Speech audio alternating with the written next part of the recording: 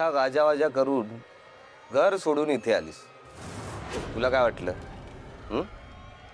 तुझ्याशिवाय मी राहू शकणार नाही, म्हणूनच मी तुला दाखवायला आलो. तू नसल्याने माझ्या आयुष्यात काडी मात्र फरक पडत नाही, पण तुझं आयुष्य मात्र उद्ध्वस्त झाले श्वेता. कैलास भाऊजी, एक मिनिट. वकिलीनबाई, माझं अजून संपलं नाही. तुमची मैत्रीण, मला हिला दाखवून द्यायचं. मी माझ्या आयुष्यात खूप खुश आहे.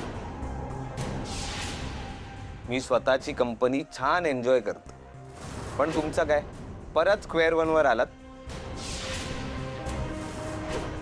पोलीस स्टेशन, जेल, कोर्ट हे तुम्हा मैत्रिणींचं सेकंड होम आहे. काय श्वेता, आहे ना? स्वतः तर आत गेलीस, आता तुझ्या पाठोपाठ तुझ्या या 2 मैत्रिणी गेल्या. आणि तो बायको बायको करणारा बायकोचा बैल अजित, तोही गेला.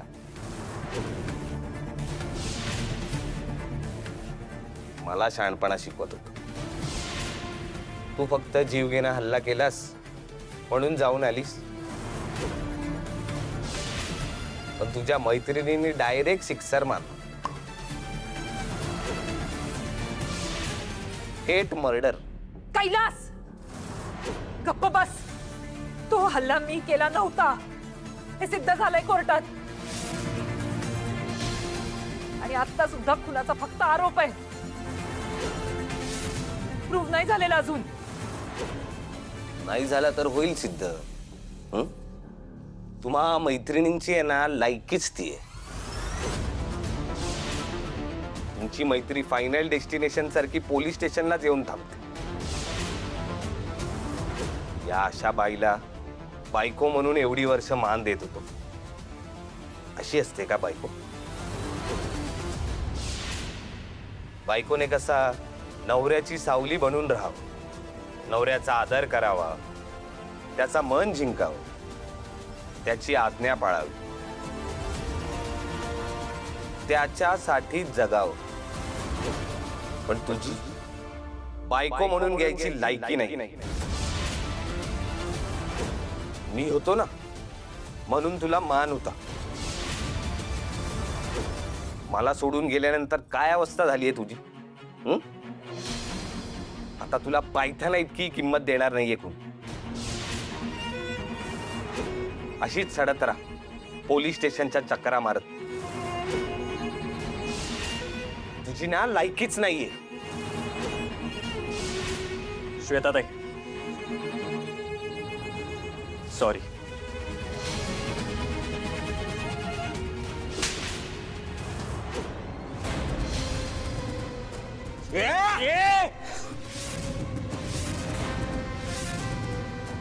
तुझी लायकी नाहीये श्वेताताईंचा नवरा व्हायची.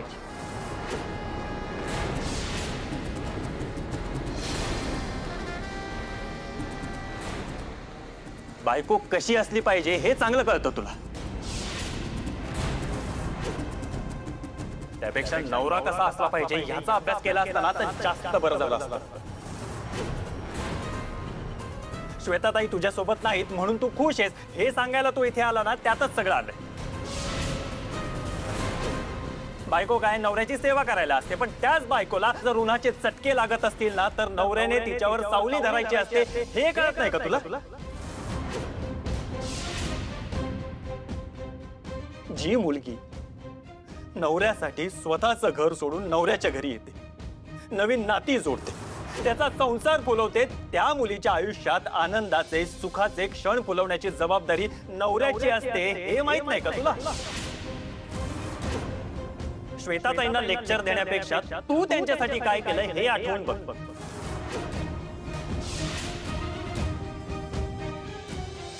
लाज वाटते मला तुझी. आणि तुझी लायकी तरी आहे का रे अजितला काही बोलायची? हा, गेले कित्येक दिवस प्रेरणाताई नरक यातना भोगतायत, पण अजितने त्यांची साथ सोडली नाही. प्रसंगी त्यांच्यावरचे आरोप स्वतःवर घ्यायलाही मागे पुढे बघितलं नाही त्यांनी. याला म्हणतात जोडीदार.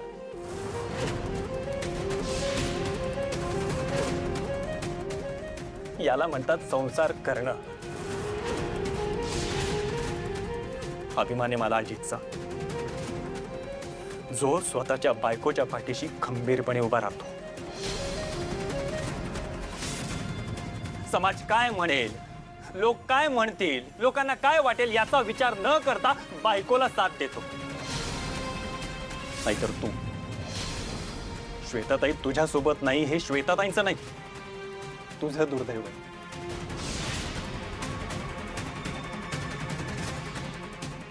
आणि यापुढे एक गोष्ट लक्षात ठेव, श्वेताताई फक्त माझ्या बायकोची मैत्रीण नाहीये, ती माझी बहीण आहे.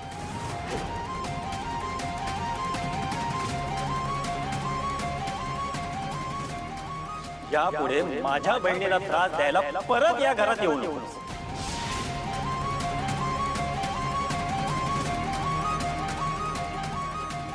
विनंती आहे बरं का. निघ.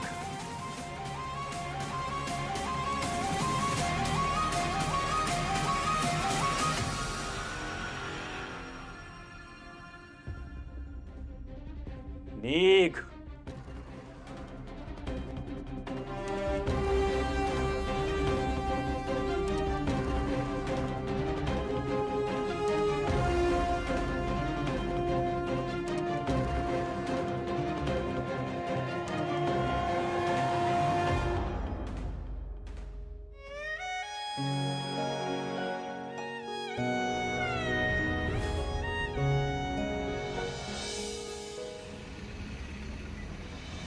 तेजाताई, तुम्ही काही म्हणा, पण ह्या सगळ्यामध्ये तुम्ही ओढी घेऊन खूप मोठी चूक केली आहे. यामध्ये पडून ना तुम्ही ही सिच्युएशन खूप क्लिष्ट करून ठेवली आहे. कळतंय का तुम्हाला?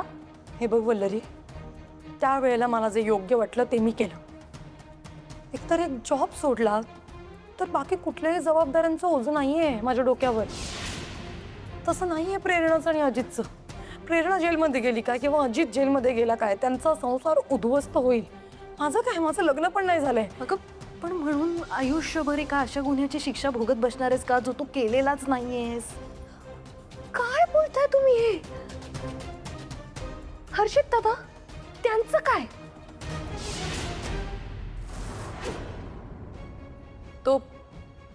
तो होईल मूव्ह ऑन. हो, तो होईल मूव्ह ऑन. फक्त आता मला एवढंच माहिती आहे की आपली मैत्रीण एक सुखी संसाराचं स्वप्न बघत होती आणि ते असंच पूर्ण होऊ शकतं. तेजाताई, काय बोलताय तुम्ही? कोणी सांगितलं तुम्हाला हे सगळं? कोण सांगताय यांना हे? हे बघा, पुष्पा ऑलरेडी आपल्या ताब्यात आहे आणि ती अण्णा केदारची साथीदार आहे, विसरताय का तुम्ही? त्याशिवाय आपल्याला रघु सापडला ना तर सगळंच खूप सोपं होणार आहे. ही फिल्मी स्टाईलने स्टंट करायची काय गरज होती? का त्याग केला असा? कशावरनं रघु सापडायलाच तुम्हाला? हा, का नाही सापडणार? सापडेल. हो, आत्ताच सांगितलं ना मी तुम्हाला, पुष्पा आपल्या ताब्यात आहे आणि तिला नक्कीच माहित असणार आहे रघु कुठे आहे ते. एकदा का आपल्याला रघुचा पत्ता मिळाला आणि सगळं प्रूव्ह झालं ना, अण्णा केदार प्रेरणाताईंना टॉर्चर करत होता आणि म्हणूनच सेल्फ डिफेन्स मध्ये प्रेरणाताईंनी अण्णा केदारचा खून केला, तर सगळं खूप सिंपल होईल. सगळे सुटू आपण. का कळत नाहीये तुम्हाला हे?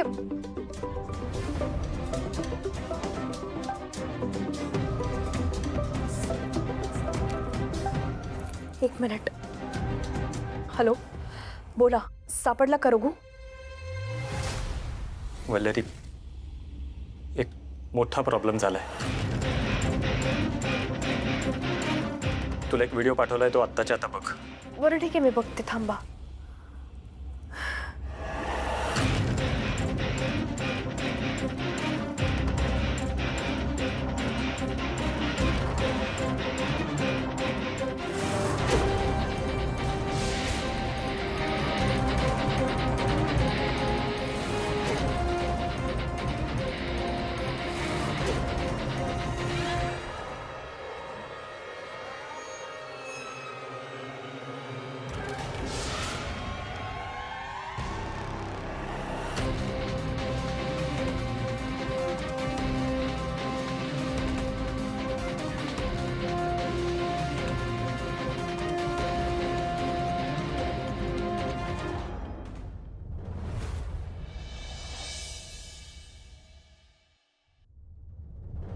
रघुचा तपास लागावा म्हणून मी पुष्पा वहिनीला भेटलो. जामीन देईन असं आमिष दाखवून रघु कुठे भेटू शकतो याबद्दल विचारलं तेव्हा त्यांनी मला एका हॉटेल रूम बद्दल सांगितलं. मी तिकडे पोहोचलो, पण तिथे रघुची डेड बॉडी आणि पंचनामा करणारे पोलीस बघून मलाच धक्का बसला. मी त्याचा व्हिडिओ वल्लरीला पाठवला आणि निघालो तिकडून. मला एक गोष्ट समजत नाहीये. अण्णा केदार जर का जीवानीशी संपलाय आणि रघु आपल्या तावडीतनं सुखरूप सुटला होता, तर मग त्याला हे सगळं करण्याची गरज का भासली? म्हणजे तो त्याचं आयुष्य नव्याने सुरू करूच शकला असता. जीव का दिला त्याने? कारण गुन्हेगारी रक्तात असली तरी रघुसारख्या माणसात एक गुण कायम दिसतो, तो म्हणजे आपल्या मालकासाठी प्रचंड प्रेम. आपल्या मालकासाठी जीव घेता घेता ते जीव द्यायलाही शिकतात. आणि म्हणूनच आपल्या मृत्यूने जर अजित आणि प्रेरणावर सूड उगवता येत असेल तर आपल्या मालकाची शेवटची इच्छा म्हणून हे करायला हवं असं त्याला वाटलं असेल. आत्महत्येने खूप मोठा प्रॉब्लेम झालाय वल्लरी, खूप महत्वाचा. अण्णा केदारचा राईट हँड असलेला विटनेस गमावलाय आपण.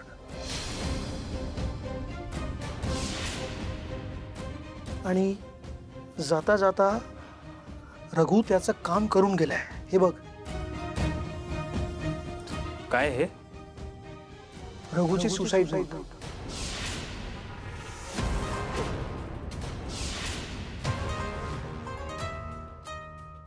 तिथल्या पोलीस स्टेशनमध्ये माझा एक मित्र आहे, त्यांनी पाठवलंय मला. वाच. मी रघु, अजित सर माझे मालक होते. त्यांची बायको प्रेरणा मॅडम आणि अण्णा केदारचे अनैतिक संबंध होते.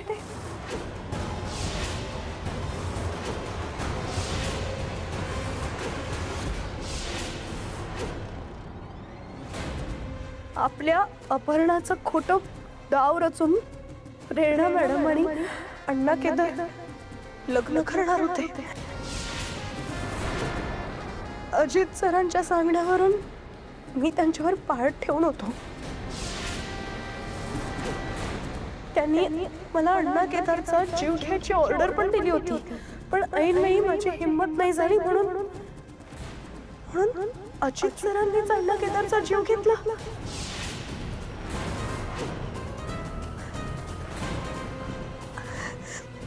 आणि मला म्हणाले, तू आरोप स्वतःवर घे. पण मी तसंही करू नाही शकलो आणि आज सर जेलमध्ये आहेत. मी त्यांच्यासाठी काहीच करू नाही शकलो म्हणून जीव देतोय. Sorry Ajit sir. तुमचा रघु.